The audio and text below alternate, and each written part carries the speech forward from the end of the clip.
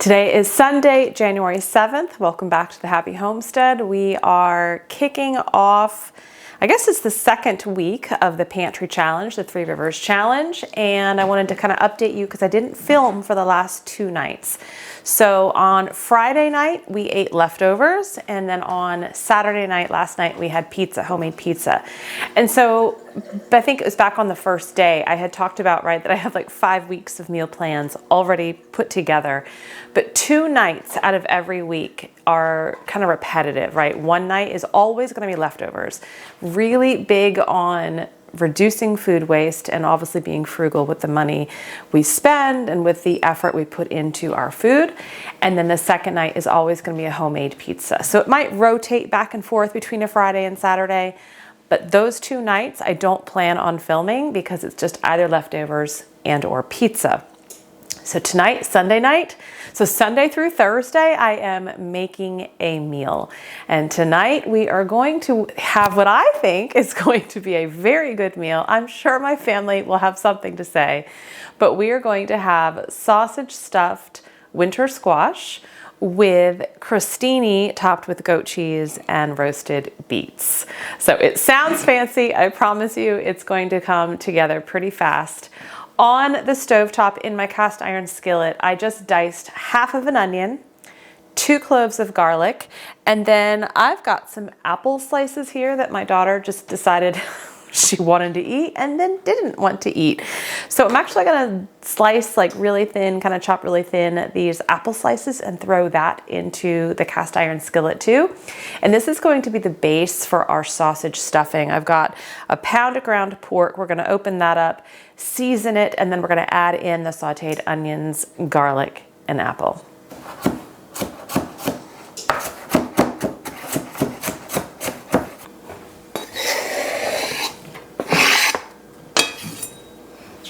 Now, I don't have any fresh celery. I finished all of our fresh celery last week. I think it was for the minestrone soup, but I do have freeze-dried celery. So I can't necessarily saute this. If I had fresh celery, I'd add it into the cast iron skillet to saute with the other vegetables and the apples. But since I have freeze-dried, can't really do that. But what I can do is kind of chop it or break it into smaller pieces and add it into our stuffing with the squash, and it will rehydrate through that process. So we're gonna get the pork spiced up into our sausage. Like I said, I've got 1 pound here. So I just have kind of an approximation here of my spices, but I'm gonna be doing freshly ground pepper, Redmond real salt, maybe about a teaspoon of Redmond real salt, dehydrated onion,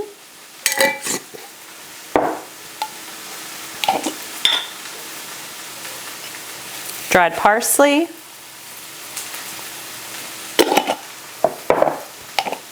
sage, dried sage,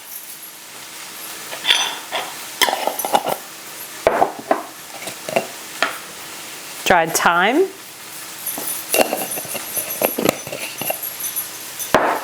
and then to add just a little bit different flavor, but we're going with a fall kind of flavored dish here, I'm gonna do just a little bit of ground cinnamon, ground clove, and ground allspice. Last summer, I had gotten an order of leeks in one of my Azure Standard orders, and instead of wasting the greens, I freeze-dried them and then powdered them. So I'm actually gonna add a little bit of the freeze-dried leeks powder to the sausage too. So I just turned the stove top off. I think the onions, apples, garlic are pretty well softened and sauteed. I also have my oven preheated to 375 degrees. But I need to open this, so I vacuum sealed this. There's a contraption, and I'll link it down below, where you can actually do it with wide mouth lids or regular standard mouth lids, and it will vacuum seal the lid on your jar. So with freeze-dried items, maybe you need them kind of vacuum sealed, but not necessarily in a Mylar bag. I do this a lot with these types of things like onion or celery or even zucchini and cucumber that I freeze dried as well. So we're going to open this. Isn't that cool? And we're going to put some of the celery in.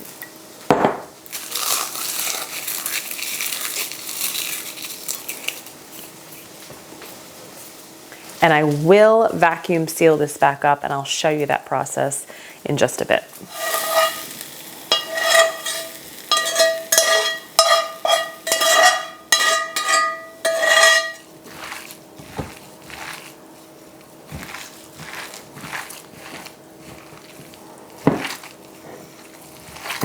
Okay, so the sausage stuffing is made. I'm just going to let it sit while we cut up the squash. Now I have a variety of squash here, and these are all really tiny. I've got acorn squash, I've got a little butternut, I've got another acorn, and then I have the 3 tiniest spaghetti squash you have ever seen. And these are squash that we actually grew in our garden last summer, and I just kind of want to get them used up. They're not really going to give us a full meal, and so it's a great opportunity tonight just to kind of get all of these cooked up. The acorn and the butternut, if you're doing this at home, I think would probably be best. I also have one delicata. I had some delicata ordered from Azure last fall, and I don't know that I would order them again because they showed up and started molding within a day or two. This is the last one that has kind of held its own. So we're going to use this one. Going to get all of the squash kind of basically cut lengthwise in half, scoop out all of the seeds and the pulp, and then stuff it with the sausage. I will salt and pepper it a little bit first, but then we'll stuff it and get it in the oven.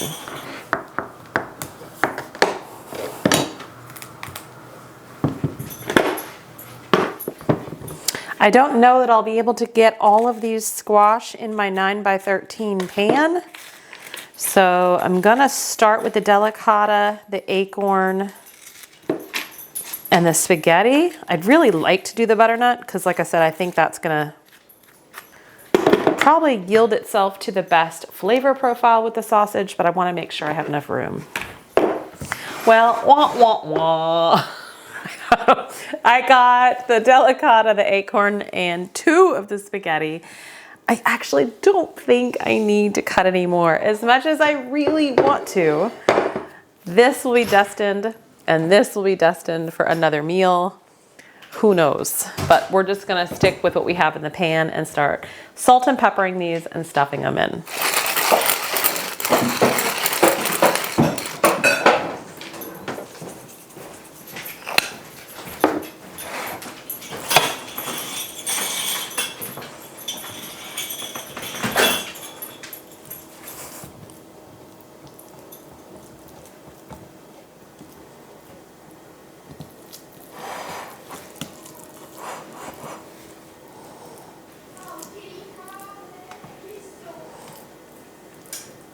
So I'm not gonna stuff the spaghetti. I'm just kind of turning it cut side down so that it steams and cooks. Now it's so small, it's probably gonna cook so fast anyway. All right, we're gonna cover this with foil and put it in the oven. And it's probably gonna take about 45 to 60 minutes. But you want to make sure you have a tight seal on your aluminum foil to really help create that steam effect, especially for the squash.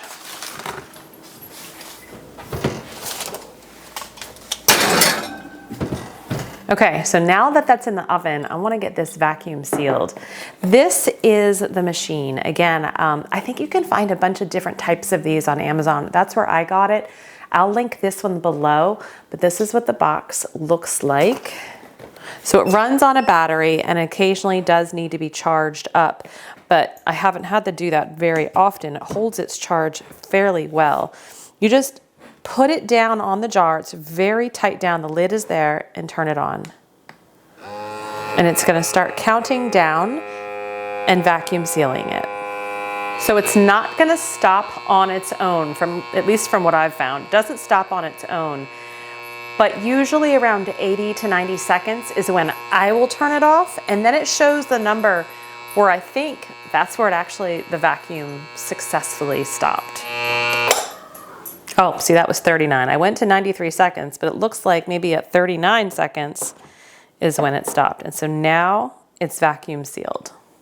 We can take a breath before we go on to what I think is the more exciting part of the dinner, the crostini topped with goat cheese and beets. But one sec, I am gonna pour myself some ginger kombucha because I just feel like I need something to calm me down a little bit after the day.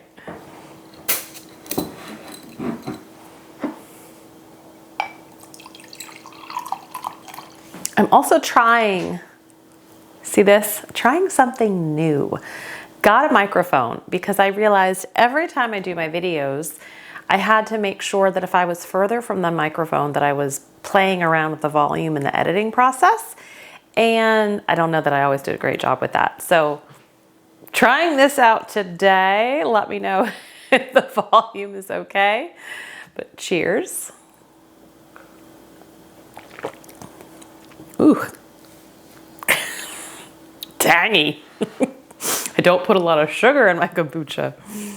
Okay, so the most exciting part of the meal tonight. So yesterday, I made a sourdough boulé.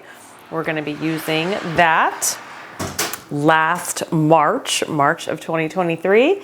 I canned some beets. So I think I said roasted beets. It's not really roasted, but canned beets. We've got some freeze-dried parsley, dehydrated parsley. I freeze-dried, you can dehydrate. And then yesterday I made some chevre cheese. Now chevre is technically goat milk cheese. I don't have goat milk, but I do have cow milk, and I had the chevre culture. And so something new that I'm planning on doing for 2024 is every month of the year, so 12 total, I'm going to be showing you how you can make some type of dairy product that does not involve a hard cheese. I went bonkers last year on making so many different types of hard cheeses, which I love and I still plan on doing when we need it. But I realized that may not be for everybody. And so for 2024, I want to show you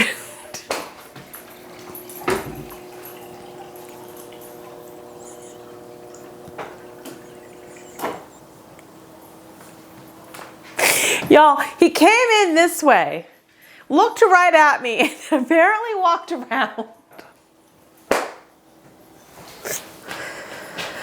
Okay. Where was I? Okay, so every month I'm gonna be showing you how to make a dairy product that you probably are buying. So we're gonna do sour cream, we're gonna do yogurt, we're gonna do chevre, goat cheese, that's what we're gonna do in January, and so many other things, right? So things that require milk, maybe some cultures, but not a lot of other equipment or effort or know-how. And so for every month of 2024, we're gonna be going through and doing a new dairy product. I have not yet done the chevre and filmed it. I didn't feel like filming when I made this last night, so I'll be making it again and filming it to share it this month. But this is one of the things I'm gonna show you how to make. So let's slice up our bread. We're gonna top it with our goat cheese. I can't even really call it goat cheese. We're gonna top it with our spreadable cheese, our beets, and our dried parsley.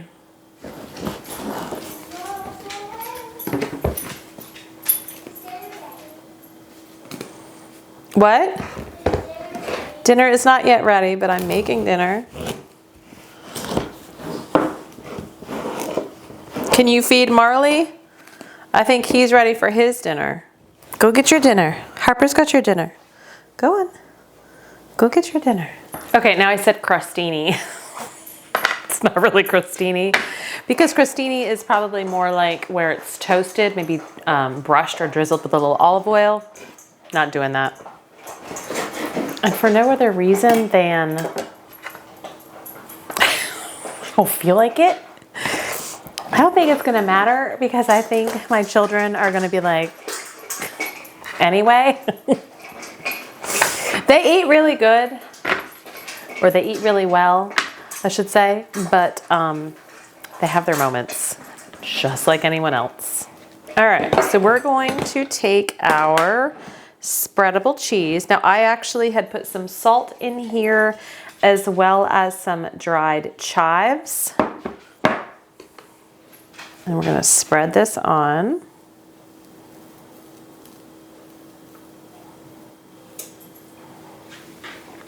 So one of the things I was thinking about yesterday when I was making the bread is that it's one of those things that we just don't have to buy anymore in the store. I mean, I think I had mentioned every now and then my husband will buy something, but not being reliant on the store for bread or bread type products is such a good feeling. And being able to confidently just make whatever we need makes all the difference in this kind of environment, meaning like the pantry challenge, and just any kind of environment where things could be scarce or unavailable. So people are often asking when I'm talking to them in person, and they're always like, well, where do I start? I don't know where to start. And I always say, start where you are. You don't need land. You don't even need to have a garden, right? I mean, eventually those things might be on your wish list, but it's not necessary. Start where you are. And so maybe you're in a city, maybe you're in a suburb, just like we are. We're in the suburb of a very large city, and we do what we can. And I think, no matter where you are, whether you're in the city, in an apartment, or in the country, in a house, the one thing I say is that everyone's got a kitchen. Everyone's got to eat. Start where you are. Start in the kitchen. Get rid of your nasty coated pots and pans and get cast iron, stainless steel. Start learning to make something. Learn how to make bread. Learn how to ferment foods, right? Just start where you are. I think that is so overlooked and I don't mean necessarily like deliberately overlooked, more so just naively overlooked. People think they have to have this perfect environment in order to begin, and that's not the case. You start where you are. You begin where you are, and every year, every month, every whatever, you start making strides towards your goals. So pick something. Pick something for 2024. Doesn't matter what it is, and make that your goal. A little bit more reliant on yourself, a little bit more sufficient within yourself, your home, and your community, less reliant on outside sources. Now that we have our homemade sourdough bread topped with our homemade spreadable cheese, we're gonna add some beets.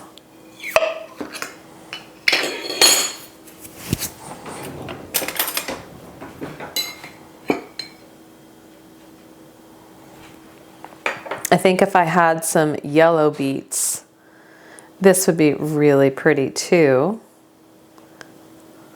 but I don't.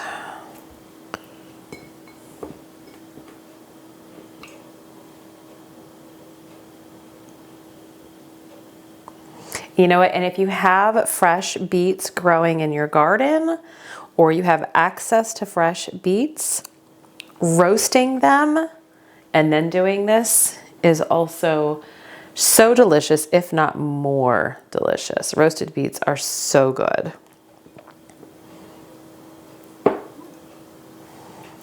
Now we're gonna top with our dried parsley.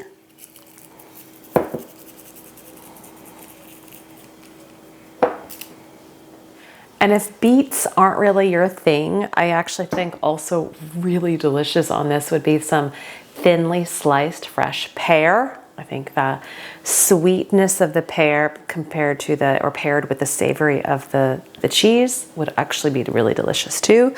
I have some pickled red onions in the fridge. I'm just gonna top a couple of these with those also.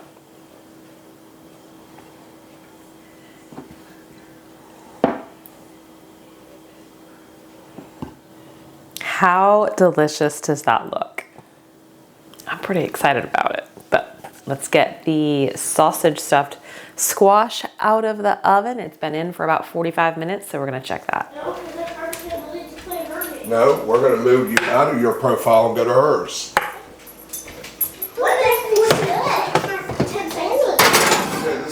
So I believe everything is cooked, but the squash I want to be just a tad more tender. So I left it uncovered, but I'm putting it back in for about 10 more minutes.